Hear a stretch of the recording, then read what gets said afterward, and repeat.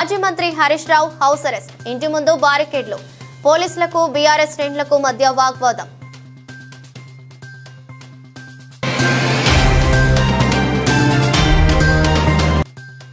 సిక్కుల గురించి మాట్లాడే నైతిక హక్కు రాహుల్ కు లేదు అని వెల్లడించిన కేంద్ర హోంశాఖ సహాయ మంత్రి బండి సంజయ్.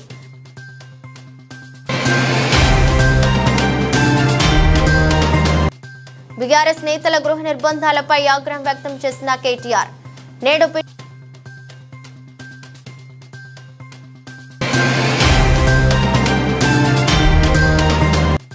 పిఠాపురంలో వైఎస్ జగన్ పర్యటన, భారీగా తరలివచ్చిన జనం. బాబు పవన్ పై పిఠాపురం ప్రజల ఆగ్రహం.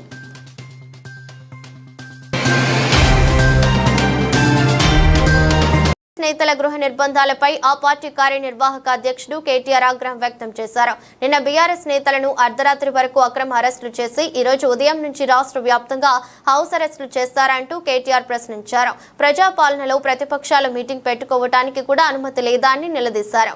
ఇంద్రమ్మ రాజ్యం అంటూ ఆనాటి ఎమర్జెన్సీ రోజులను అమలు చేస్తున్నారని విమర్శించారు. బీఆర్ఎస్ పార్టీ సమావేశం పెట్టుకుంటే ముఖ్యమంత్రికి వెన్నులో వణుకెందుకని కేటీఆర్ అన్నారు. బీఆర్ఎస్ నేతలంటే సర్కార్కు ఎందుకింత భయమో చెప్పాలన్నారు. ఎమ్మెల్యే కౌశిక్ రెడ్డి ఇంటిపై దాడి చేసిన అరకేపూడి గాంధీ అనుచరులపై కాంగ్రెస్ గుండాలను వెంటనే అరెస్ట్ చేయాలని కేటీఆర్ డిమాండ్ చేశారు. తెలంగాణకు ఉన్న మంచి పేరును పోగొట్టాలని చూస్తే బీఆర్ఎస్ సహించదని కేటీఆర్ అన్నారు. ప్రజలు అన్ని విషయాలు గమనిస్తున్నారని, సమయం వచ్చినప్పుడు కాంగ్రెస్ పార్టీకి ఖచ్చితంగా బుద్ధి చెప్తారన్నారు.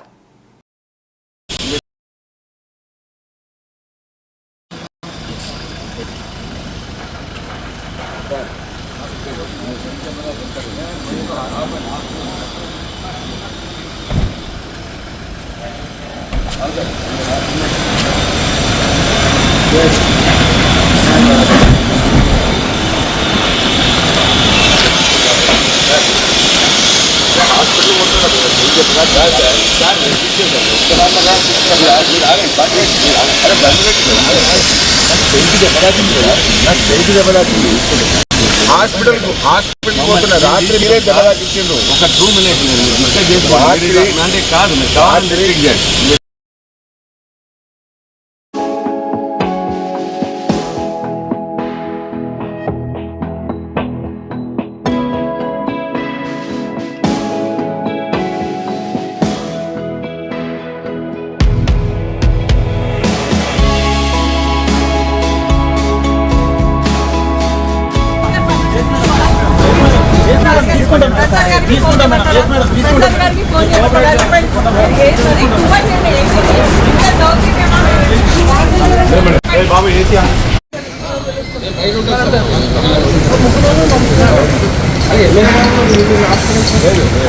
మరీ 2% లేదు అసలు అర్థమైతే కదా. వాళ్ళు రానియకపోతే నేనే వస్తాను ఇక్కడ.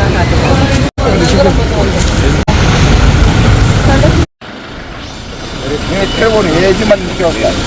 నువ్వేరా నువ్వు అంతా 10 మంది వేసుకొని నన్ను అడుగుంటా తీసుకుంటాం. ఏజీ తీసుకుంటే ఎక్స్రే తీసి తీసుకురా.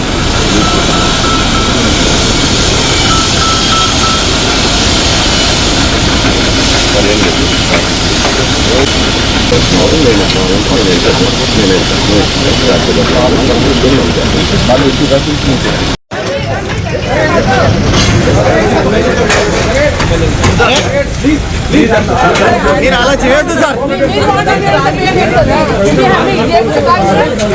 పోలీస్ స్టేషన్ కాదు, ఇది మీ పోలీస్ స్టేషన్ కాదు.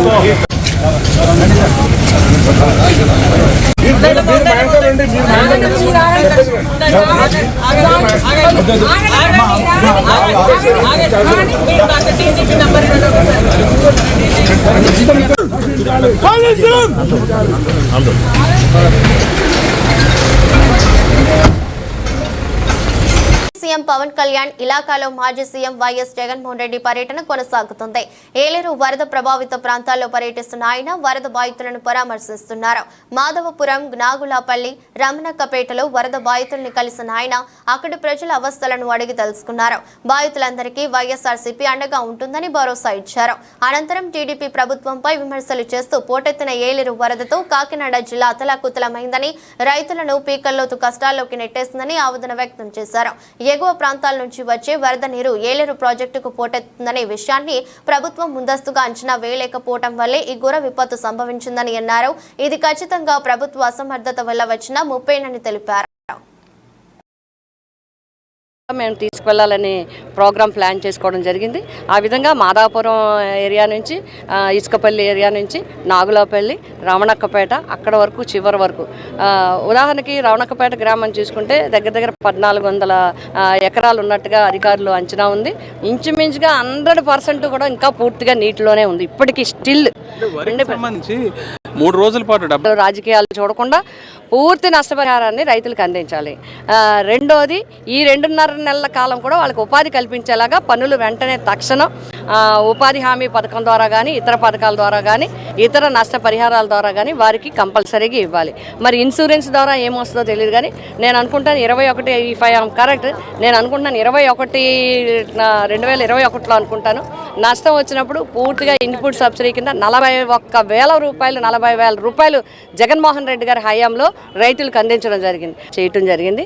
కానీ ఎప్పుడు కూడా వాతావరణ పరిస్థితులు ఇలా ఉన్నప్పుడు అక్కడ విజయవాడలో బుడమేరుకి ఎఫెక్ట్ అయిపోయినప్పుడు తీవ్రమైన అప్రమత్తతో ఉండాల్సిన బాధ్యత ఉంది. మేము అధికారులందరికీ, నేనైతే పర్సనల్గా, ఎందుకంటే మాకు నియోజకవర్గంతో ఏలేరు ఇదంతా అనుభవం ఉంది కాబట్టి మీరు 18, 19, 20 టీఎంసీలు దగ్గరికి పడుతుంటే మీరు ఇంట్లో దగ్గర నుంచి మీరు రిలీజ్ చేసేస్తూ ఉండండి. అసలు 20 టీఎంసీలు దాటనివ్వకండి. ఎప్పుడు కూడా ఏలేరు ఎవరిని నష్టపరచదు. మళ్ళీ వర్షాలు పడతాయి, మళ్ళీ వస్తుంది. ఒకేసారి మీరు 24 టీఎంసీలు నింపేస్తే వచ్చిందంతా మీద కొలవాల్సి వస్తుంది అని కూడా మేము చెప్పడం జరిగింది.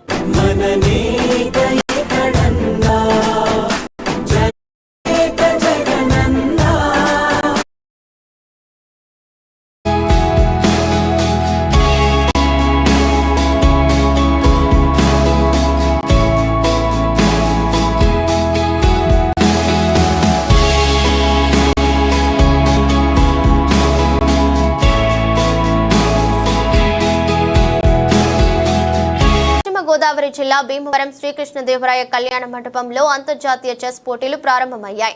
ఈ కార్యక్రమానికి ముఖ్య అతిథిగా భీమవరం ఎమ్మెల్యే పులపర్తి రామాంజనేయులు పాల్గొని చెస్ పోటీలను ప్రారంభించారు. ఈ కార్యక్రమానికి తెలుగుదేశం రాష్ట్ర కార్యదర్శి కోళ్ల నాగేశ్వరరావు విచ్చేశారు. వారు మాట్లాడుతూ అంతర్జాతీయ చెస్ పోటీలు 13వ తేదీ నుండి 15వ తేదీ వరకు భీమవరంలో జరగడం అభినందనీయమని, పిల్లలలో మేధాశక్తిని పెంపొందించడానికి ఈ ఆటలు దోహదపడతాయని, తద్వారా వారి విద్యాభ్యాసం సక్రమంగా జరగడానికి దోహదపడుతుందని, తల్లిదండ్రులు వారిని గుర్తించి ప్రోత్సహించడం వల్ల మనకు మన దేశానికి మంచి పేరు ప్రతిష్టలు తీసుకువస్తారని ఆశాభావం వ్యక్తం చేశారు.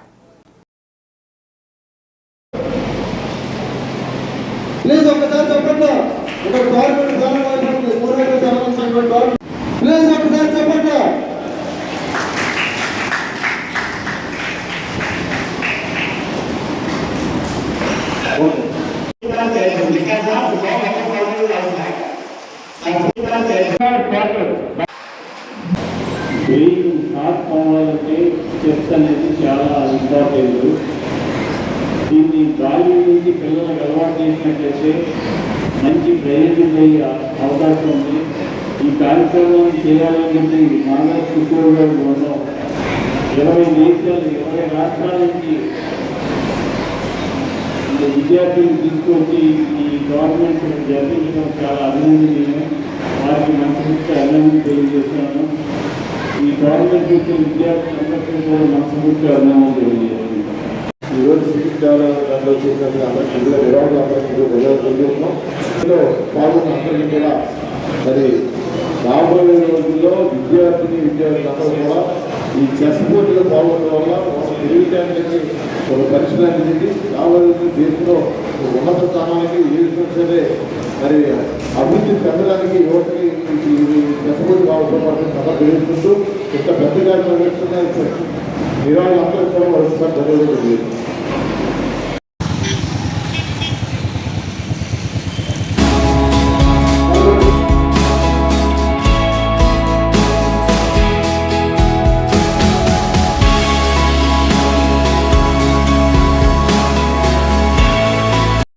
నవరాత్రి ఉత్సవాలలో భాగంగా 6వ రోజు బస్టాండ్ వద్ద ప్రతిష్ఠించిన లక్ష్మీ గణపతి మండపంలో సరస్వతీదేవి పూజను ఘనంగా నిర్వహించారు. ఉత్సవ కమిటీ సభ్యులు అయినవిల్లి రాజేష్, అయినవిల్లి నరేష్, పిల్లా విజయ్, బిల్లకుర్తి అంజిబాబు, సాధనల శివ భగవాన్, కాయల సతీష్ గౌడ్, కాయల సాయిబాబు, అయినవిల్లి ఆదినారాయణ, కాయల చంద్రశేఖర్, కాయల రాము, కాయల రమేష్, రిలంగి రమేష్, రావూరి ప్రసాద్, జిఆర్సి మోహన్, నున్నా అంజిబాబు, పిల్లా వీరబాబుల ఆధ్వర్యంలో నిర్వహించిన పూజల్లో చిన్నారులు, మహిళలు పాల్గొని పసుపు కుంకుమ పువ్వులతో పూజలు చేశారు. మంచి విద్యా బుద్ధులతో చదువుల్లో రాణించాలని వేడుకున్నారు. అనంతరం కమిటీ సభ్యులు పూజల్లో ఉంచిన పుస్తకాలు, పెన్నులు, పెన్సిళ్లను విద్యార్థులకు పంచిపెట్టారు. కార్యక్రమంలో అయినవిల్లి మణి, అయినవిల్లి మహాలక్ష్మి, కాయల పద్మసుధ, అయినవిల్లి భారతి, రేలంగి జ్యోతి తదితరులు పాల్గొన్నారు. ఏడుద రోడ్డులో దీపాలంకరణ. ఏడుద రోడ్డులోని ప్రభుత్వ పాఠశాల పక్కన ఉన్న వీధిలోని చిన్నపిల్లలు ఏర్పాటు చేసిన బాల గణపతి మండపం వద్ద దీపాలు వెలిగించారు. మట్టితో శివలింగం, నంది విగ్రహాలు తయారు చేసి వాటి చుట్టూ దీపాలంకరణ చేశారు. దీపాలతో ఓంకారం వెలిగించారు. శంకు చక్రాలు, బౌల్లో శ్రీకృష్ణుని విగ్రహం ఉంచి దీపాలు వెలిగించారు. భక్తి శ్రద్ధలతో చిన్నారులు నిర్వహించిన దీపాలంకరణను చుట్టుపక్కల మహిళలు వీక్షించి బాల గణపతి దర్శనం చేసుకున్నారు. అనంతరం శనగలు, మిఠాయి, బూందీ ప్రసాదాన్ని ఇంటింటికి వెళ్లి పంచిపెట్టారు. ఎమ్మెల్యేలు, నేతలు ఒకే పార్టీలో పరస్పరం దాడులు చేసుకుంటూ కాంగ్రెస్ పార్టీ పైన, ప్రభుత్వం పైన నిందలు మోపుతూ హైదరాబాద్ లో శాంతి భద్రతలకు విఘాతం కలిగిస్తున్నారు. తెలంగాణ ప్రజాస్వామ్య వాతావరణంలో బీఆర్ఎస్ నేతలు తమ స్వేచ్ఛను దుర్వినియోగం చేస్తూ ప్రజలను ప్రభావితం చేసేందుకు ప్రయత్నిస్తున్నారు. తమను తమ పార్టీ సభ్యులను నియంత్రించుకోకుంటే హైదరాబాద్ లో శాంతి నెలకొల్పేందుకు ప్రభుత్వం జోక్యం చేసుకోవడం తప్పదు. నగర ప్రతిష్టను దెబ్బతీస్తుందని ఐటీ నిపుణులు, పారిశ్రామికవేత్తల్లో భయాందోళనకు గురవుతున్నారు. ఇలాంటి వాటిని కాంగ్రెస్ ప్రభుత్వం ఎట్టి పరిస్థితుల్లోనూ సహించదు. గత 10 ఏళ్లుగా కాంగ్రెస్ పార్టీ ప్రతిపక్షంలో ఉండి తెలంగాణ ప్రజల పక్షాన ప్రజాస్వామ్యగతంగా పోరాడాం. ఈ రోజు బీఆర్ఎస్ నాయకులు చేస్తున్నట్టు మేము ఎప్పుడూ పోలీసులపై దాడి చేయలేదు. బీఆర్ఎస్ నాయకులు మరియు వారి సభ్యులు ఆత్మ పరిశీలన చేసుకుని దిద్దుబాటు చర్యలు తీసుకోవాల్సిన సమయం ఇదే. పార్లమెంటరీ ప్రజాస్వామ్యాన్ని అనగదొక్కేందుకు గత దశాబ్ద కాలంగా బీఆర్ఎస్ చేసిన పనిని తెలంగాణ ప్రజలు మర్చిపోలేదు. రవి మల్లు, పార్లమెంట్ సభ్యుడు, నాగర్ కర్నూల్.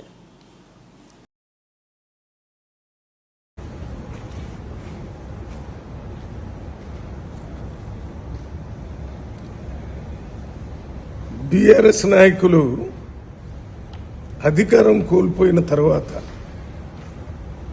కన్స్ట్రక్టివ్ అపోజిషన్ లాగా కాకుండా డిస్ట్రక్టివ్ అపోజిషన్ లాగా వారిని వారే డిస్ట్రక్షన్ చేసుకుంటున్నారనే సంగతి మర్చిపోయారు.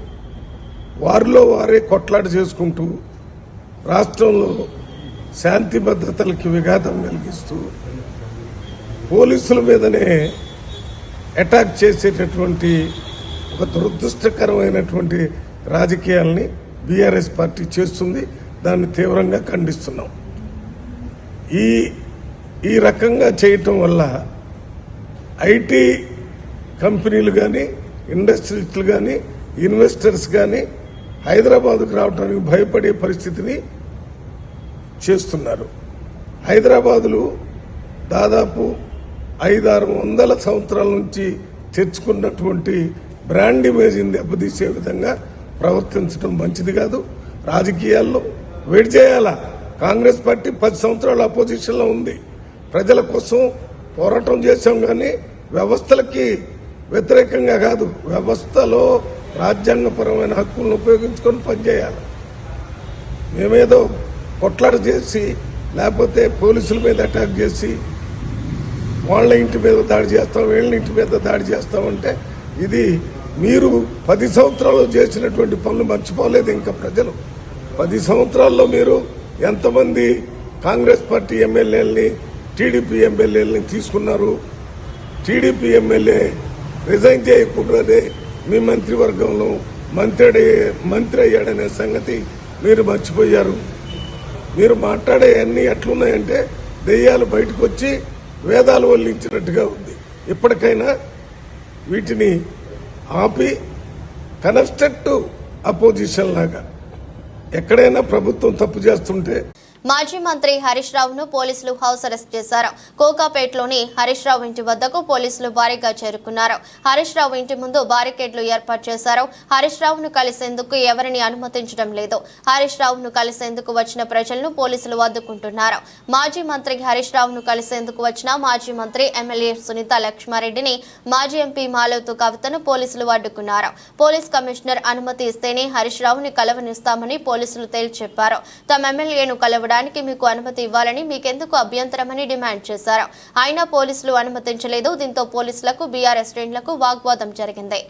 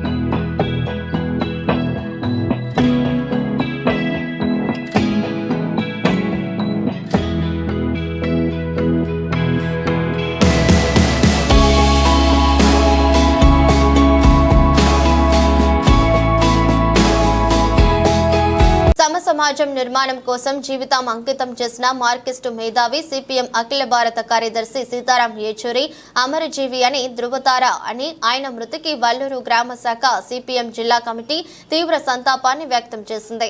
సిపిఎం అఖిల భారత కార్యదర్శి సీతారాం యేచూరి మృతికి వల్లూరు సిపిఎం అమరవీరుల స్తూపం వద్ద ఆయన చిత్రపటానికి సిపిఎం సీనియర్ నాయకులు ఇందుకూరి సూర్యనారాయణ రాజు, సిపిఎం జిల్లా కమిటీ సభ్యులు జక్కంశెట్టి సత్యనారాయణ పూలమాల వేసి నివాళులర్పించారు.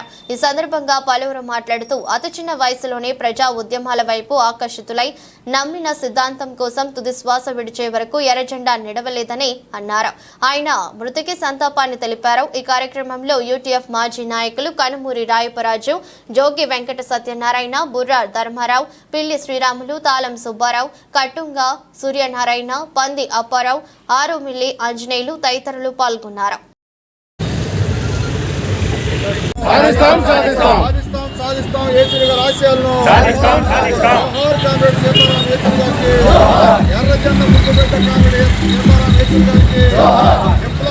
సిపిఎం పార్టీ అఖిల భారత కార్యదర్శి కామెడి సీతారాం యేచూరి గారు ఈరోజు మరణించారు. ఆయన తీవ్ర అనారోగ్యంతో ఢిల్లీలో ఉన్నటువంటి ఎయిమ్స్లో ఆగస్టు 19వ తారీఖున జాయిన్ అయ్యారు. ఆయన న్యూమోనియా సమస్యతోటి బాధపడుతూ ఆసుపత్రిలో జాయిన్ అయ్యారు. అయితే ఈరోజు విషమించి ఈ రోజున సెప్టెంబర్ 12వ తారీఖున మధ్యాహ్నం మరణించడం అన్నది జరిగింది.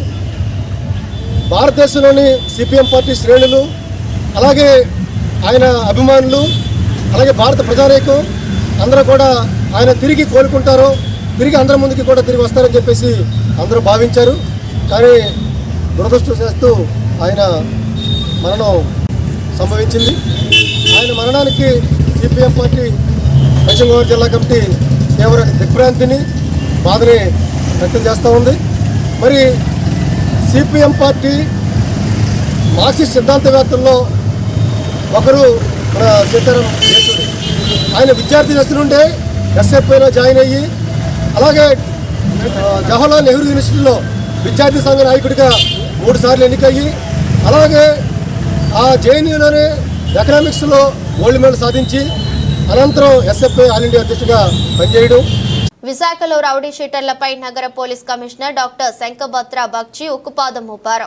విశాఖ రౌడీ షీటర్లపై నగర బహిష్కరణ విధించారు. రౌడీ షీటర్లు నగరంలో కనిపిస్తే వారిని జైలుకు తరలించాలని సిబ్బందికి ఆదేశాలు ఇచ్చారు.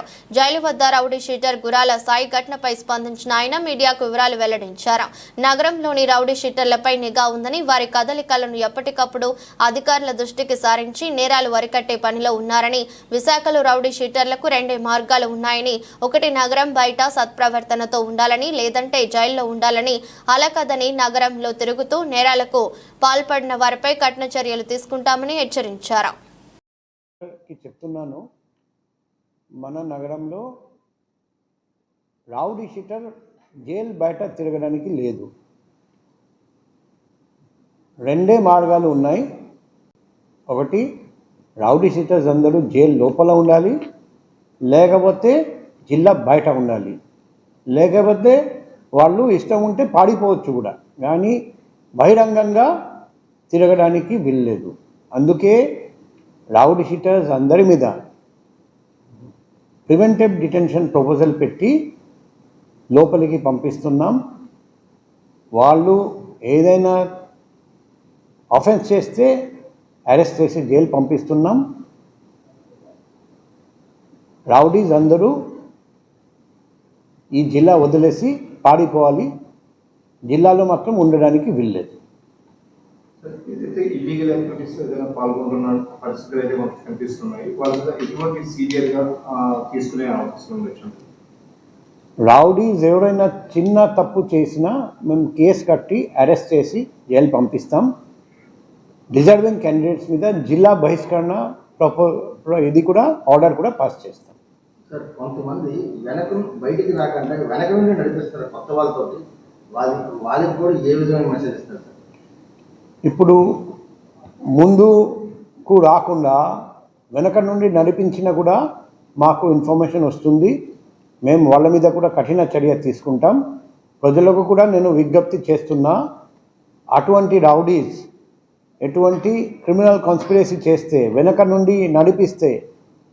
నుండి నడిపిస్తూ ఏదైనా ఆఫెన్స్ కమిట్ చేస్తే మా phone number, personal phone number మీ అందరి దగ్గర ఉంది. 7995095799. పగలు కానీ రాత్రి కానీ 24/7 ఎప్పుడైనా ఈ నంబర్కి కాల్ చేసి వాట్సాప్ ద్వారా, SMS ద్వారా, లేకపోతే డైరెక్ట్గా కాల్ చేసి నాకు తెలియజేయండి. మేము దర్యాప్తు చేసి ప్రతి రౌడీ షీటర్ మీద కఠినమైన చర్య తీసుకుంటాం.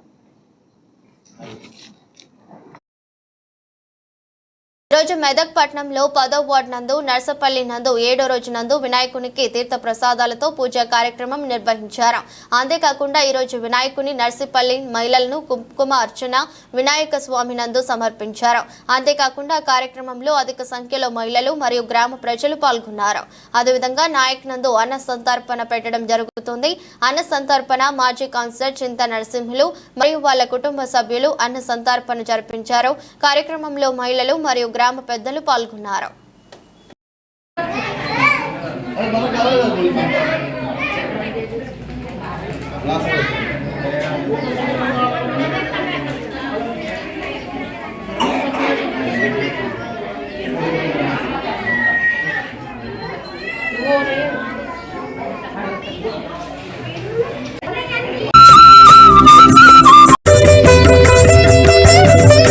సాంఘిక సంక్షేమ గురుకుల పాఠశాలలో మిగిలిపోయిన ఎస్సీ కాకిల భర్తీకి కాళేశ్వరం జోనల్ అధికారి హెచ్ అరుణకుమారి ఆధ్వర్యంలో మంచిర్యాల జిల్లా లక్షెట్టిపేట్ తెలంగాణ సాంఘిక సంక్షేమ బాలికల గురుకుల పాఠశాల కళాశాలలో గురువారం నిర్వహించిన కౌన్సిలింగ్ కి మంచిర్యాల, ఆసిఫాబాద్, ఆదిలాబాద్ జిల్లాల నుండి వందలాదిగా విద్యార్థులతో తల్లిదండ్రులు హాజరయ్యారు.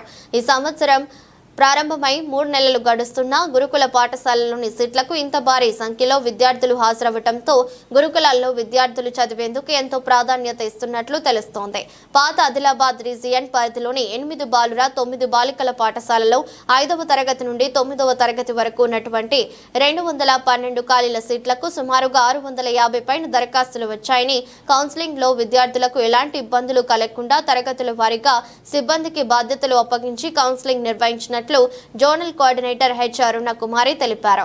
ఈ కార్యక్రమంలో స్థానిక సాంఘిక సంక్షేమ గురుకుల బాలికల కళాశాల Luxettipet principal P Ramakalyani, ARCO K Maheswararao, DCO Nageswararao, వివిధ పాఠశాలల ప్రిన్సిపాల్లు అయిన లలిత కుమారి, సంతోష్, మోహన్, ప్రేమరాణి, రమాదేవి, రవికుమార్లతో పాటుగా అధ్యాపకులు మరియు డేటా ఎంట్రీ ఆపరేటర్లు, సిబ్బంది, విద్యార్థులు, వారి తల్లిదండ్రులు, పోలీసు సిబ్బంది పాల్గొన్నారు.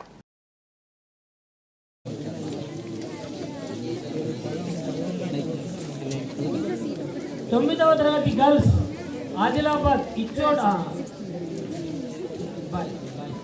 9వ తరగతి బాయ్స్లో ఇచ్చోడ 6, ఆసిఫాబాద్ 5, సిర్పూర్ బాయ్స్ 8, జైపూర్ 3, చెయ్య మందమర్రి, చొప్పదండి కావ్య, బాపు మందమర్రి, ముంజం వీక్షిత, ఆనందరావు రేపన, ఆవునూరి వర్షిణి, సురేష్ కాగజ్ నగర్, హెప్సిబా చంద్రయ్య కాగజ్ నగర్, జాడి వర్షిణి శంకర్ కాగజ్ నగర్.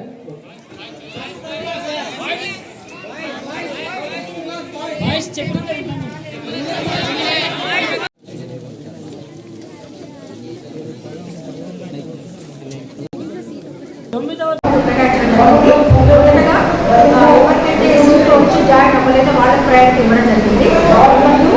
ఎగ్జామ్స్ రాసి వాటికి చూపించిన వాళ్ళకి ప్రయారిటీ ఇవ్వడం జరిగింది. అట్లా ఆర్ట్స్ కూడా సందర్భంగా ప్రయారిటీ ఇవ్వడం జరిగింది. ఎవరైతే రూపాయలు ఫీజు కట్టి మరి వాళ్ళు అప్లై చేసుకున్నారో వాళ్ళకి ప్రయారిటీ ఇవ్వడం జరిగింది. తర్వాత ఏం సీట్లు మిగలేదు కాబట్టి ఎగ్జామ్ రాయని వాళ్ళకి ఇవ్వలేకపోయినాము. సో వాళ్ళందరినీ కూడా మేము డిస్ప్లే చేసాము.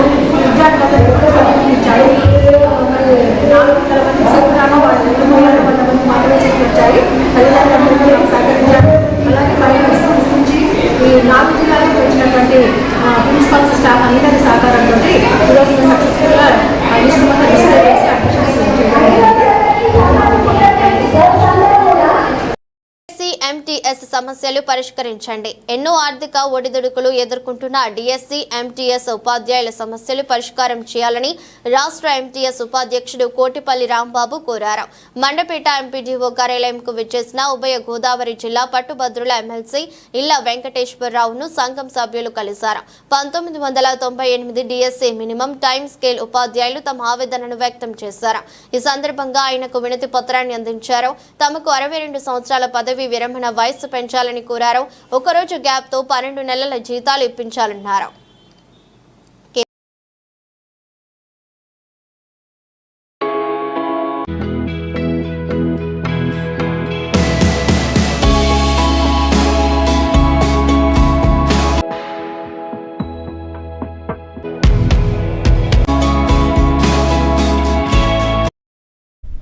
సెప్టెంబర్ 17న తెలంగాణ ప్రజాపాలన దినోత్సవంగా నిర్వహిస్తున్నట్లుగా రాష్ట్ర ప్రభుత్వం ప్రకటించడం విడ్డూరమన్నారు. తెలంగాణలో ఎన్నాళ్లు కొనసాగిన పాలన ప్రజాకంటక పాలన అని కాంగ్రెస్ అంగీకరించట్లే అని ప్రశ్నించారు. విదేశాల్లో భారత్ను కించపరిచేలా వ్యాఖ్యలు చేసిన రాహుల్ గాంధీకి ఈ దేశంలో ఉండే అర్హత లేదని మండిపడ్డారు. సిక్కులను ఊచకోత కోసిన చరిత్ర కాంగ్రెస్ సొంతమని వారి గురించి మాట్లాడే నైతిక అర్హత లేదన్నారు. అక్రమ నిర్మాణాలను మీరు కూలుస్తారా, మమ్మల్ని కూల్చమంటారా అంటూ సీఎం హెచ్చరించడం సిగ్గుచేటన్నారు. అక్రమ నిర్మాణాలను తెలిసి కూడా అధికారులు ఎట్లా అనుమతి ఇచ్చారు, వారిపై ఎందుకు చర్యలు తీసుకోవటం లేదని ప్రశ్నించారు. ఈ రోజు మధ్యాహ్నం సికింద్రాబాద్ ఉజ్జయిని మహంకాళి ఆలయం వద్దకు వచ్చినటువంటి బండి సంజయ్ కుమార్ జిల్లా పార్టీ నేతలతో కలిసి అమ్మవారిని దర్శించుకున్నారు. ప్రత్యేక పూజలు నిర్వహించారు. అనంతరం స్థానిక నాయకులతో కలిసి సికింద్రాబాద్ జనరల్ బజార్లోని బట్టలు, బంగారు దుకాణాల వద్దకు తిరుగుతూ బీజేపీ సభ్యత్వ నమోదు కార్యక్రమంలో పాల్గొన్నారు.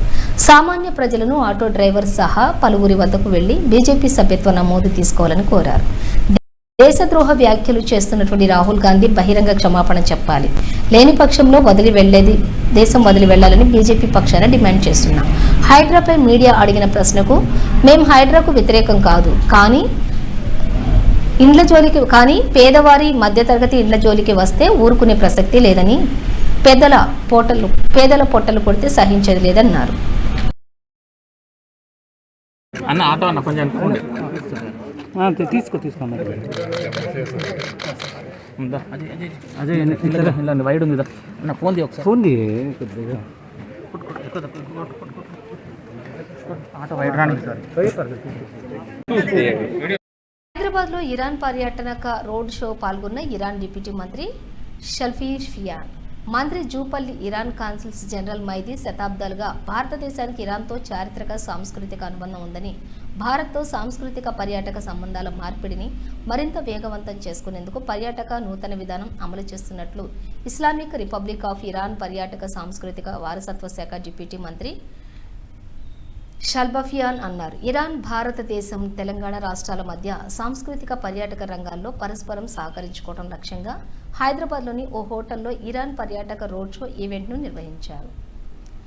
భక్తులకు Shri relationship draws upon the strength of these historical and civilizational ties.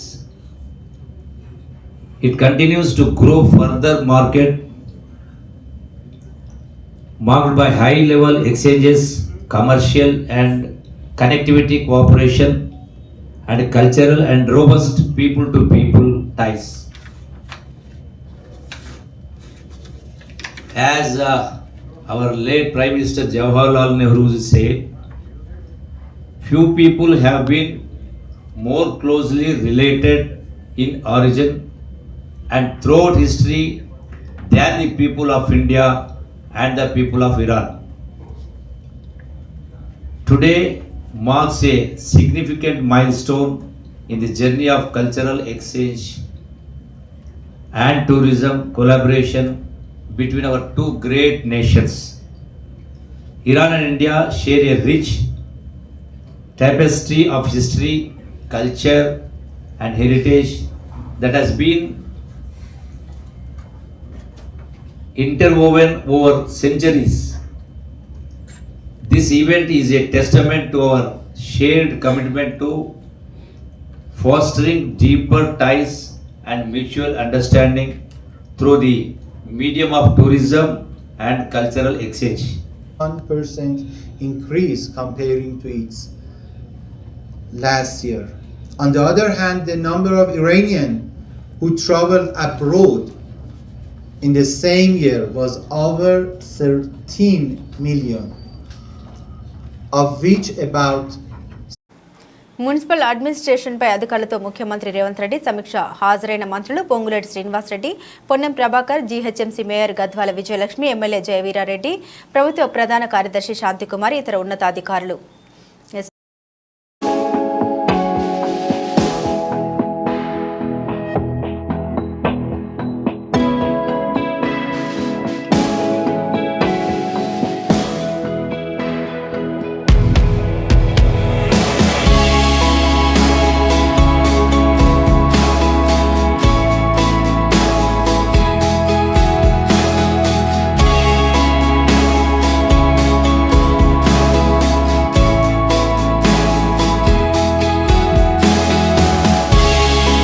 హైదరాబాద్లోని మినిస్టర్ క్వార్టర్స్లో అసెంబ్లీ శాసనసభాపతి శ్రీ గడ్డం ప్రసాద్ని కలిసి పాడి కౌశిక్ రెడ్డి అసెంబ్లీ సాక్షిగా ప్రమాణం చేసినటువంటి ఒక ఎమ్మెల్యే మహిళల పట్ల అసభ్యకరంగా మాట్లాడినందుకు అనర్హత వేటు వేయాలని కోరిన తెలంగాణ మహిళా సహకార అభివృద్ధి సంస్థ చైర్పర్సన్ శ్రీమతి బండు శోభారాణి గారు మరియు Aryavaishya corporation chairperson Kalva Sujatha, Congress spokesperson Bhavani Reddy, Sandhyareddy, corporator Parijatham Reddy, Congress నాయకురాలు వరలక్ష్మి గారు పాల్గొనడం జరిగింది. జిల్లా అరకులో 50 కేజీల గంజాయి పట్టివేత. స్థానిక రాజధాని జంక్షన్ వద్ద పోలీసుల తనిఖీల్లో కేరళకు చెందిన కారు ఆంధ్ర నెంబర్తో గంజాయి రవాణా చేస్తుండగా పట్టుకున్నామని అరకు వ్యాలీ సిఐ హిమగిరి తెలిపారు. ఈ సందర్భంగా సిఐ హిమగిరి, ఎస్ఐ సంతోష్ మాట్లాడారు.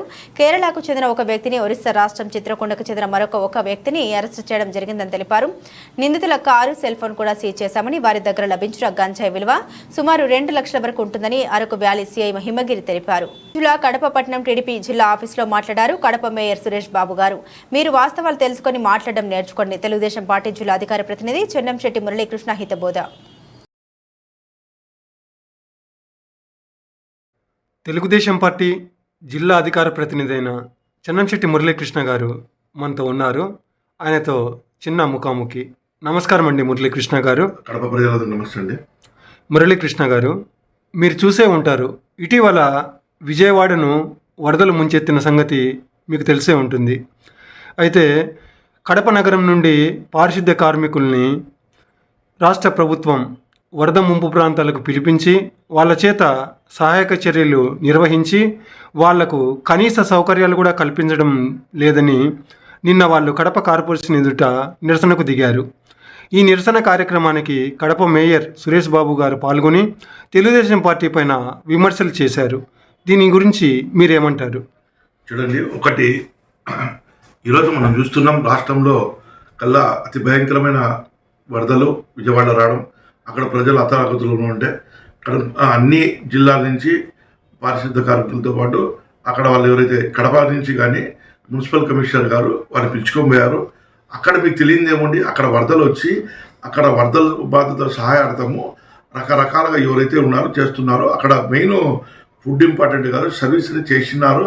మన కడప నుంచి పోయి కార్మికులు కానీ అక్కడ పనిచేసారు. దాంట్లో పూడపోయి పూర్తిగా వెళ్ళిపోయి డ్రైనేజ్ వాటర్ రోడ్డు పైకి వస్తుంది. దాన్ని అడగండి. ప్రజా సమస్యలు దండిగా ఉన్నాయి. దానిపైన మీ కార్పొరేటర్లు మాట్లాడడం లేదు, మీరు మాట్లాడడం లేదు. మేము 1 సంవత్సరంన్నర 2 సంవత్సరాలు ఎలక్షన్ కార్పొరేషన్ ఎలక్షన్ జరుగుతాయి. ఖచ్చితంగా మళ్ళీ తెలుగుదేశం పార్టీ జెండా కార్పొరేషన్ ఎలక్షన్ ఎగరేస్తామని, అంతవరకు మీరు ఏదైనా ఇట్లాంటి విమర్శలు చేసుకుంటా పోతే ప్రజలు మిమ్మల్ని తీవ్రమైన పరిస్థితుల్లో ఓడిస్తారని తెలియజేసుకుంటున్నారు.